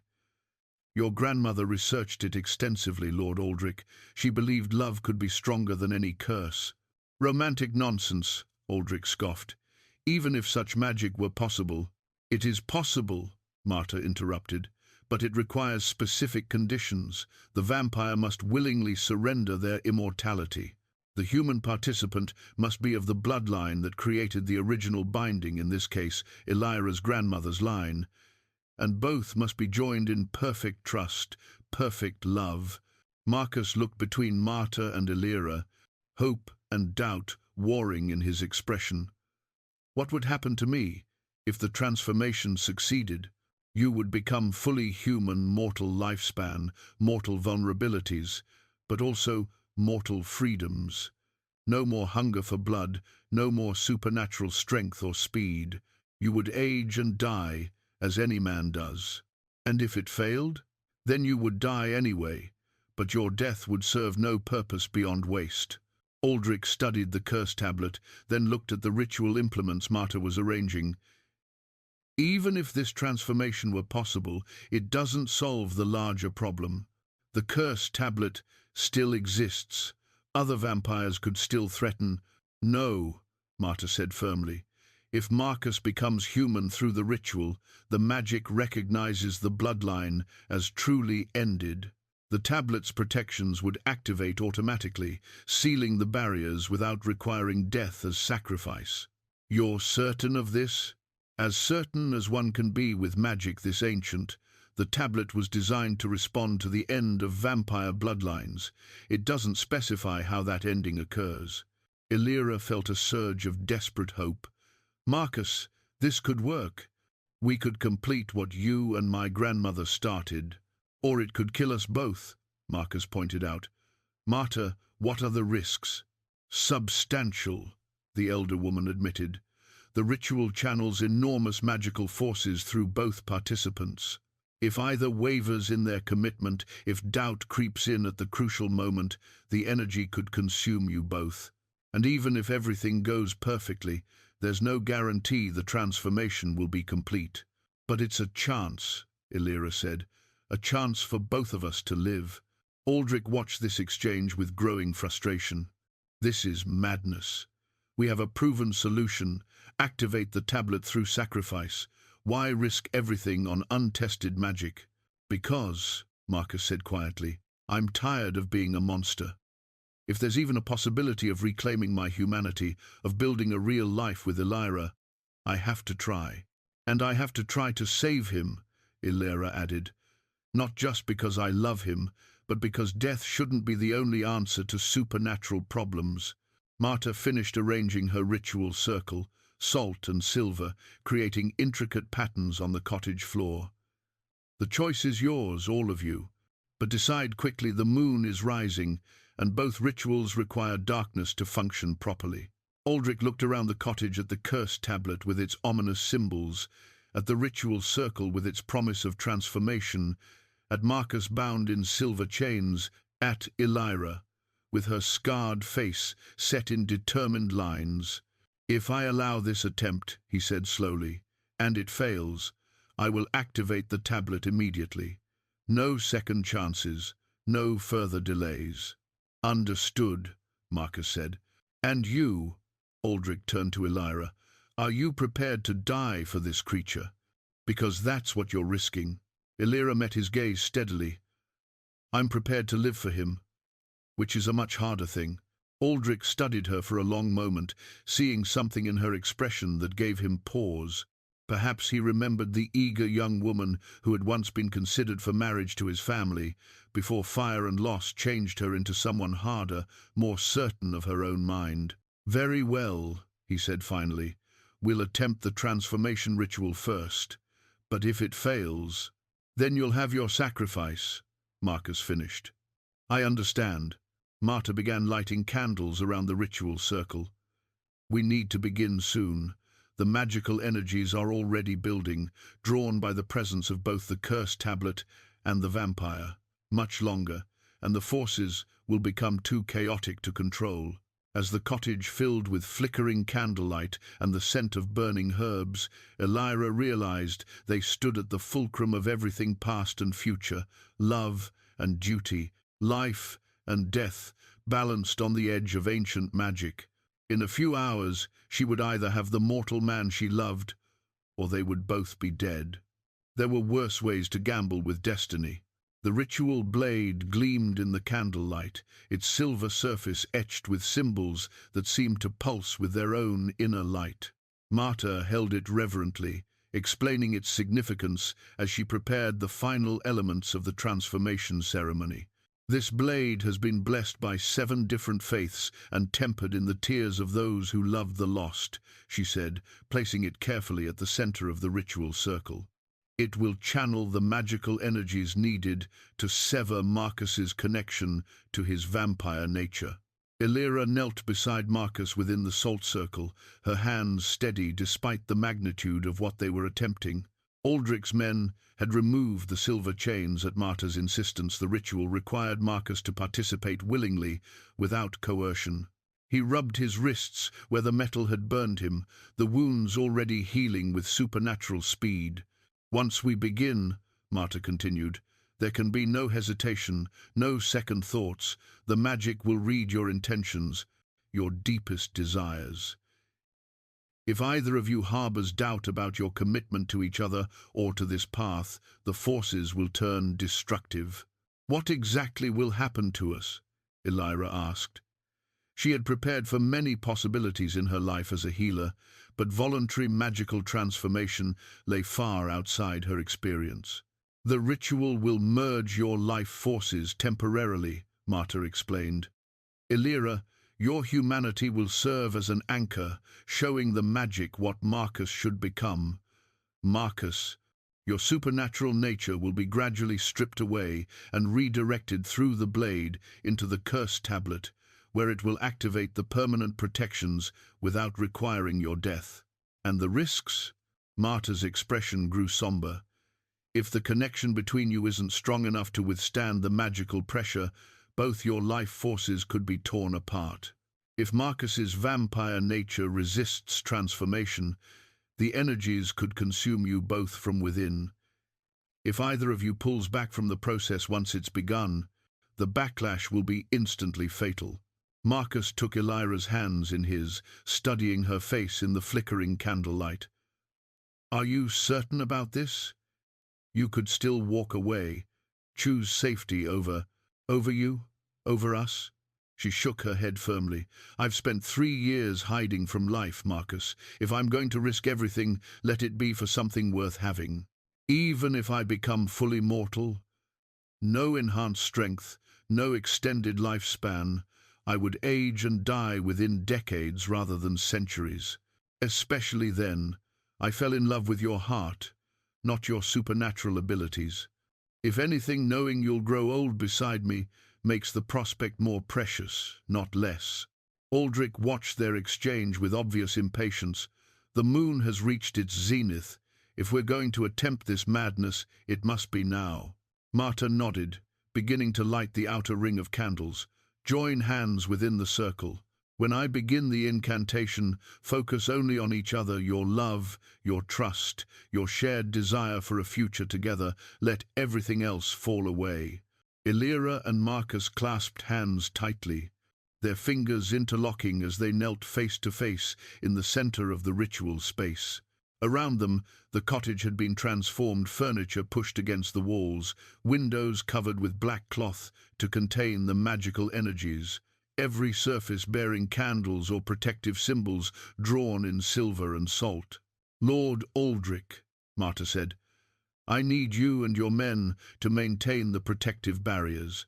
If anything goes wrong, if the energies try to escape the ritual space, you must contain them at all costs. And if the ritual fails, then you'll have your tablet to activate, and 2 fewer problems to worry about. The blunt statement sent a chill through the room, but also focused everyone's attention on the gravity of the moment.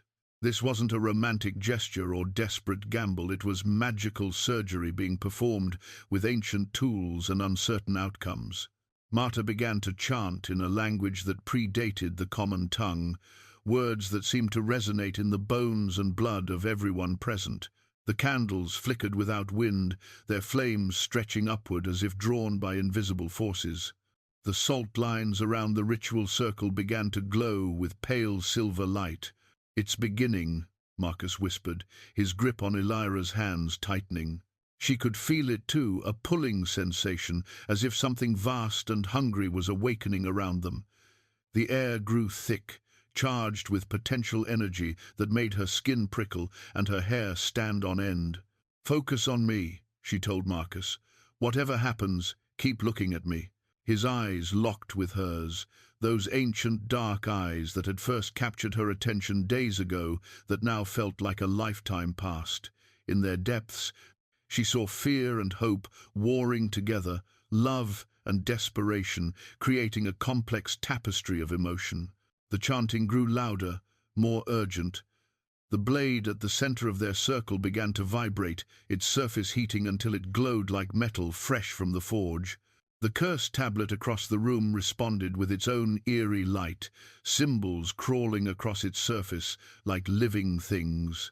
Elira, Marcus gasped, and she saw that his skin had begun to change, the pale perfection of his vampire nature flickering, as if his very substance was becoming uncertain. I'm here, she assured him, though her own body was beginning to feel strange, as if she were simultaneously more and less solid than before. The magical energies built to a crescendo, and suddenly Elira could feel Marcus's nature flowing through their joined hands, the hunger that drove him, the inhuman strength that sustained him, the weight of memories both real and fabricated that had shaped his identity. It was overwhelming, alien, beautiful in its terrible complexity. At the same time, she felt her own humanity flowing into him, the certainty of mortality, the grounding effect of a heartbeat, the warm rush of blood through veins, the simple animal pleasure of breathing.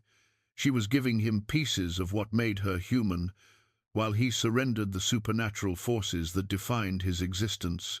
Something's wrong, Aldrich called out, his voice seeming to come from a great distance. Elira looked around and realized with shock that they were no longer entirely within the physical cottage. The ritual space existed in some liminal realm between worlds, where the normal rules of reality held only tenuous sway.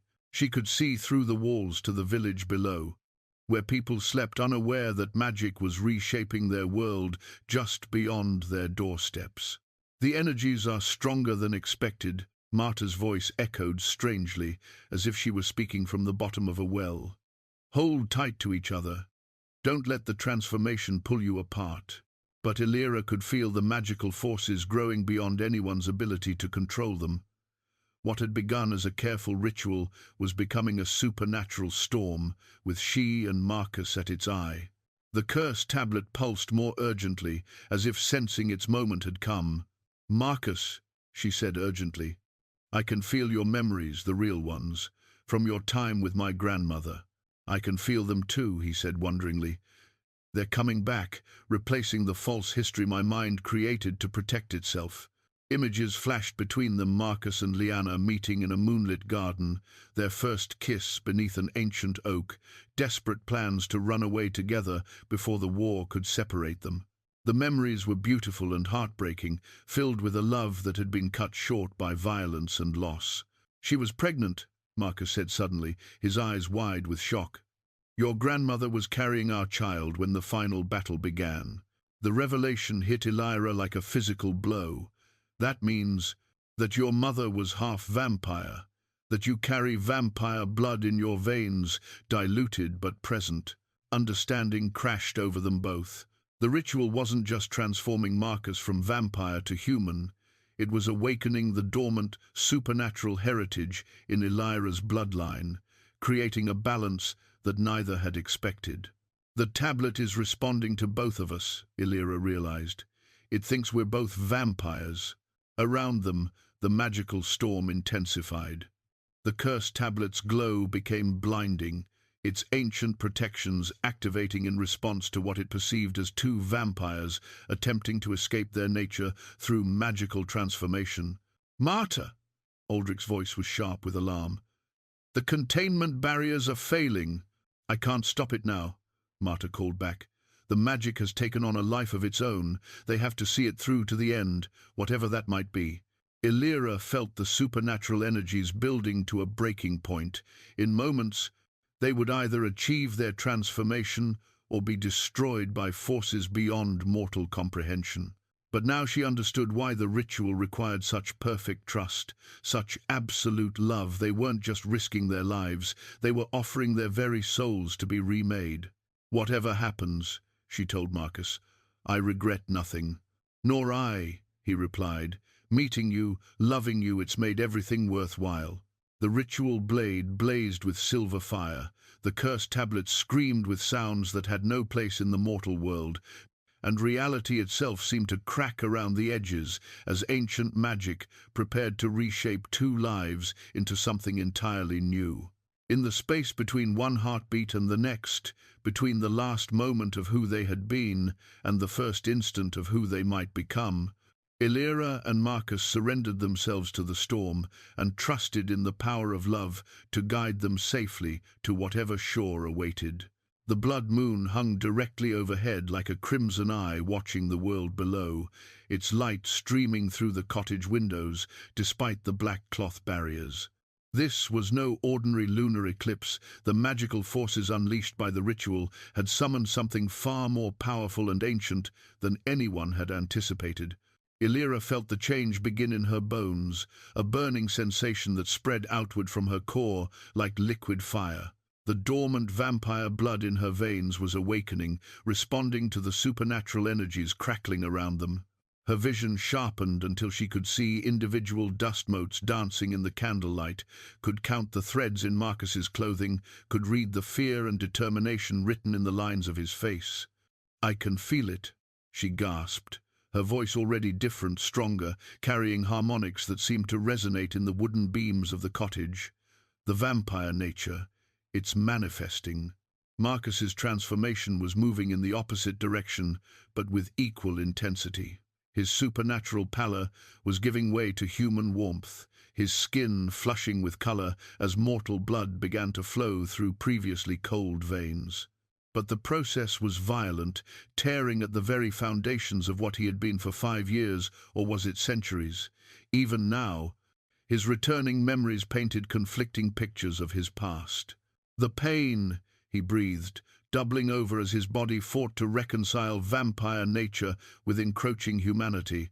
It's like being torn apart and rebuilt simultaneously. Around them, the ritual circle blazed with silver fire that cast no heat but filled the air with the sound of singing metal. The blade at their center had become too bright to look at directly, absorbing and channeling the magical energies flowing between them. But something was wrong. The transformation was happening too quickly, the forces building beyond what the careful ritual had been designed to contain. Martyr! Aldrich's voice came from beyond the circle, distorted by the magical barrier that now separated the ritual space from the normal world. The moon, it's not following its natural course. Through the windows, they could see the blood moon growing larger, descending toward the earth with deliberate intent. This was not celestial mechanics, but supernatural will. Something ancient and powerful had taken notice of their ritual and chosen to interfere. The First Mother. Martyr's voice carried terror that chilled Elira's newly enhanced hearing. The original vampire, the one who created all the bloodlines. The blood moon is her symbol, her time of greatest power. Impossible, Marcus said, struggling to speak through the pain of transformation. She was destroyed centuries ago. Was she? Or did she simply retreat, waiting for a moment when vampire magic would be strong enough to summon her back? Martyr's words carried the weight of terrible understanding. The ritual. It's created a beacon in the supernatural realm. She's coming. The cottage began to shake as the blood moon grew larger in the sky, its crimson light now so intense that it seemed to penetrate flesh and bone, illuminating the very souls of everyone present. Elira could feel the approach of something vast and ancient, a presence that made her newly awakened vampire senses scream warnings. "We have to complete the transformation," she told Marcus, gripping his hands tighter even as supernatural fire raced through their joined fingers. "Before she arrives." "The energies are too chaotic," he replied, his voice strained with effort. "If we force the ritual now, if we don't force it now, we'll have bigger problems than magical backlash." The blood moon touched the horizon, and suddenly the cottage was no longer entirely in the mortal world. Walls became translucent, showing glimpses of a realm where shadows moved with predatory intent, and the air itself seemed to hunger. Through this supernatural overlay, a figure began to materialize, tall, regal, beautiful, in the way that deadly things often are. The First Mother stepped across the threshold between worlds, as if it were merely a doorway, her presence immediately dominating the ritual space. She was ancient beyond measure, her beauty unmarked by time, but her eyes holding the weight of millennia. When she spoke, her voice carried the authority of one who had never been denied. "My children," she said, and the words made the cottage walls groan with accumulated power. "How touching to find you attempting such creativity." "You're supposed to be dead," Marcus managed, his transformation pausing, as if even the magical energies recognized her supremacy. "Death is a mortal concept, little one. I am beyond such limitations." She moved closer to their ritual circle, studying them with the interest of a naturalist examining unusual specimens. "And you, attempting to trade immortality for mortality, how delightfully perverse." Elira felt the First Mother's attention fall on her like a physical weight. Those ancient eyes seemed to see everything, her awakening vampire nature, her love for Marcus, her determination to save both him and the village from supernatural conflict. "Ah," the First Mother said with evident pleasure, "the descendant carries the blood after all. How wonderful. I had thought that particular lineage lost when your grandmother chose mortality over eternity." "My grandmother refused you?" "Oh yes, child. Liana was quite resolute in her rejection of my gift. So tiresome, these mortals who think love can conquer supernatural reality." The First Mother circled their ritual space like a predator evaluating prey. "But you're already embracing your true nature. Why fight what you're becoming?" The blood moon reached its zenith, and its light became so intense that Elira could no longer distinguish between the cottage and the supernatural realm that was bleeding through. She realized with growing horror that they were no longer attempting a simple transformation ritual, they were caught in the middle of something far more dangerous. "The curse tablet," she said urgently to Marcus. "It's responding to her presence." Across the room, the ancient stone was blazing with renewed energy, its protective symbols writhing as if in pain. But instead of creating barriers against vampire magic, it seemed to be opening doorways for it, welcoming the First Mother's influence into the mortal world. "Of course, it responds to me," the First Mother said with amusement. "I helped design the original protections, though not for the purpose these later fools intended. The tablet was never meant to destroy vampire bloodlines, it was meant to preserve them." Understanding hit Elira like a physical blow. It's a trap. The whole thing, the ritual, the tablet, even our love, it's all been orchestrated. "Now you begin to see," the First Mother said approvingly. "Though orchestrated is perhaps too strong a word. Let us say I have been encouraging certain possibilities." The cottage shook as more supernatural entities began to press against the barriers between worlds, drawn by the beacon of power that the ritual had created. Elira realized that they had perhaps minutes before the First Mother's realm would completely overlap with their own, bringing horrors beyond imagination into the mortal world. "Marcus," she whispered urgently, "we need to finish this now, while we still can." The phoenix flame erupted from the ritual blade without warning, a blaze of silver and gold that burned with divine rather than earthly fire. It spread outward from the center of their circle, consuming the magical energies that had been building toward chaos and transforming them into something pure and cleansing. "Impossible," the First Mother hissed, stepping back as the flames reached toward her. Phoenix fire died out with the old gods. "Not died," Marta called out, her voice carrying wonder and relief. "Hidden, waiting for the right moment, the right hearts to kindle it again." Elira felt the phoenix fire wash over her, and instead of the agony she expected, she experienced profound peace. The awakening vampire nature in her blood didn't fight the flames, it welcomed them, allowing itself to be purified and transformed. She was becoming something new, neither fully human nor fully vampire, but a bridge between both worlds.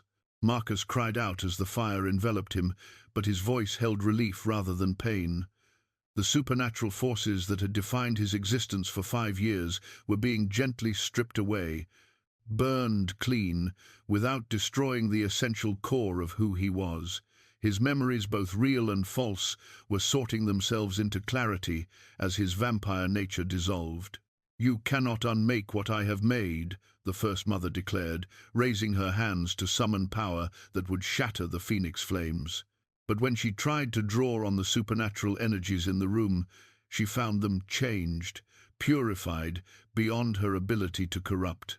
"We're not unmaking anything," Elira said, her voice carrying new harmonics as the phoenix fire completed her transformation. "We're choosing what we become." The flames spread beyond their ritual circle, racing along the salt lines and silver symbols that Marta had so carefully drawn.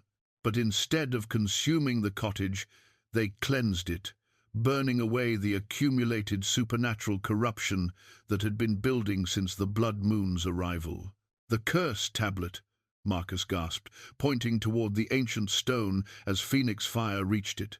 The tablet's response was immediate and dramatic. Instead of resisting the flames, it absorbed them, and suddenly its true purpose became clear. The symbols carved into its surface weren't protections against vampire magic, they were instructions for its transformation. As the phoenix fire filled the stone, it began to change, becoming something that could channel love instead of death. "A binding stone," Marta breathed, understanding flooding her ancient features. "Not meant to destroy supernatural love, but to sanctify it." The First Mother's composure finally cracked as she realized what was happening. "You think you can rewrite the fundamental laws of supernatural existence? Love cannot triumph over power, can't it? Elira stood within the phoenix flames, her transformation complete. She was still recognizably herself, but changed stronger, more vivid, carrying both human warmth and supernatural grace. You created vampires through hunger and loneliness. What happens when someone chooses love instead? Marcus rose beside her, fully human now, but retaining something ineffable from his supernatural years, a depth of understanding, a capacity for love that had been refined by centuries of longing. When he took Elira's hand, the phoenix flames blazed higher, fed by the strength of their connection. "This is what you never understood," Marcus told the First Mother. "You created vampires to be like you, isolated, hungry, defined by what they lack. But love changes everything. Love creates rather than consumes." The phoenix flames reached the blood moon hanging impossibly low over the cottage, and the crimson light began to change. Where it touched the purifying fire, it transformed from the color of blood to the soft gold of dawn, carrying warmth instead of hunger. The First Mother's form began to waver as her connection to the mortal realm weakened. "This won't last," she warned, her voice growing distant. "Love fades, power endures. I will find another way." "Perhaps," Elira said calmly, "but not today, and not through us. Or through our children, or their children," Marcus added, "because now they'll have a choice." The blood moon dissolved entirely, replaced by natural starlight that seemed somehow brighter than before. The supernatural realm that had been bleeding through into their cottage faded, separating cleanly from the mortal world. The First Mother's presence vanished with it, leaving only echoes of ancient power dissipating into memory. In the sudden quiet that followed, the phoenix flames began to subside, their work complete. The cursed tablet sat peacefully in the center of the cottage, its surface now bearing symbols of binding and blessing rather than death and destruction. The village below them slept on, unaware that their world had been saved by two people choosing love over fear. "Is it over?" Aldrich asked, his voice hoarse with exhaustion and wonder. "The immediate crisis, yes," Marta replied, gathering up her ritual implements. "But more importantly, it's begun something new. The tablet will ensure that vampire transformation becomes a choice made in love rather than an infection spread by hunger." Elira looked at Marcus, seeing her own wonder reflected in his fully human eyes. "How do you feel?" "Mortal," he said with a smile that was pure joy. "Completely, wonderfully mortal. And how do you feel?" She considered the question, examining the changes the phoenix fire had wrought in her nature. "Like myself, but more so. Human, but carrying something extra, a bridge between worlds." "The perfect guardian for the new protections," Marta observed. "Someone who understands both sides of the supernatural divide." Outside, the first hints of true dawn began to touch the horizon, painting the sky in shades of pink and gold that seemed to promise new beginnings. The long night of crisis was over, and the future stretched ahead of them, uncertain but full of possibility. Marcus squeezed Elira's hand, marveling at the warmth of mortal blood flowing through his veins. "So, what do we do now?" Elira smiled, feeling the weight of old sorrows lifting from her shoulders. "Now we live together, for as long as we're given." The phoenix flames flickered one last time and then faded, leaving behind only the gentle warmth of two hearts that had chosen each other against impossible odds. 2 years had passed since the night of the phoenix flames, and the village of Raven Shollow had transformed almost beyond recognition. Where once shadows gathered in fearful corners and harvests failed under supernatural blight, now children played freely in sunlit streets and gardens, bloomed with unprecedented abundance. The curse that had plagued the land for 5 years was not merely broken, it had been replaced by something that nurtured rather than corrupted. Elira stood at her cottage window, watching Marcus work in the garden they had planted together. His movements carried the easy grace of someone completely at peace with his mortality, no longer burdened by supernatural hunger or the weight of impossible memories. The sun had given his skin a healthy tan, and laugh lines had begun to appear around his eyes, small signs of a life being lived rather than merely endured. She touched the simple gold band on her finger, its surface warm from her skin. They had forged their wedding rings themselves from the metal of the melted curse tablet, transforming an instrument of death into a symbol of their union. The rings carried no magic now except the power that any marriage possessed, two hearts choosing each other day after day through all the small joys and sorrows that mortality offered. "The roses are blooming early this year," Marcus called to her, straightening from his work among the flower beds. "I think they approve of our new arrangement." She laughed, stepping outside to join him. The cottage had been expanded over the past year, transformed from a simple healer's dwelling into a proper home with room for the life they were building together. Books lined the walls now, his collection of philosophy and history merged with her medical texts and herbalism guides. A larger kitchen accommodated the meals they shared with visitors who came from neighboring villages, seeking healing or simply the comfort of the calm sanctuary they had created. "Elder Matthias stopped by while you were in the village," she said, settling onto the wooden bench he had built beneath the apple tree.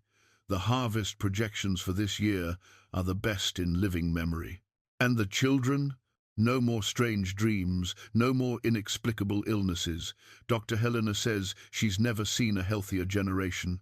Elira smiled as she spoke. The arrival of a proper physician had been one of many positive changes in their community. She also asked again if I would consider formal medical training. "Says my natural understanding of healing, combined with systematic education, could benefit far more than just our village." Marcus paused in his gardening, studying her face. "What did you tell her?" "That I'd discuss it with my husband." She reached out to take his dirt-stained hand in her clean one. "It would mean traveling to the capital, studying for 2 years. Then we'll go to the capital," he said without hesitation. "Together. You wouldn't mind leaving all this?" She gestured at the cottage, the garden, the peaceful life they had built in the mountain village. "Elira, I spent 5 years, or 5 centuries, depending on which memories you trust, believing I was condemned to exist without ever truly living. Now I have a wife I love, a community that's become home, and the promise of whatever adventures await us. Why would I limit that to one location?" She leaned against his shoulder, marveling again at the simple pleasure of his warmth, his steadiness, his utterly human presence in her life. "I love you too, even when you're being impossibly noble about uprooting your entire existence." "Especially then," he corrected with a grin. They were interrupted by the arrival of Lord Aldrich, whose visits had become increasingly frequent over the past months. His relationship with them had evolved from suspicious antagonism to genuine friendship, forged through shared crisis and mutual respect. He dismounted from his horse with the careful movements of a man whose joints reminded him daily of his advancing years. "Afternoon, Lord Aldrich," Marcus called, using the title that still made the older man uncomfortable. In the aftermath of the supernatural crisis, Aldrich had insisted on granting Marcus a noble title, partly as recognition for his role in saving the region, partly as a way to formalize his presence in human society. "Just Aldrich, please," the older man replied, as he always did. "I come bearing news from the capital." "Good news or concerning news?" Elira asked, noting the mixture of excitement and apprehension in his expression. "Both, perhaps. The king has heard reports of our unusual circumstances. The complete transformation of a cursed region, the peaceful resolution of supernatural threats, the development of what court scholars are calling cooperative magic." Aldrich settled onto a second bench Marcus had built for visitors. "He's requested a formal audience." Marcus and Elira exchanged glances. They had hoped their story would remain a local matter, celebrated in their community, but unnoticed by larger powers. "What sort of audience?" Marcus asked carefully. The kind where he asks detailed questions about how two people managed to solve a problem that had stumped his court wizards for years.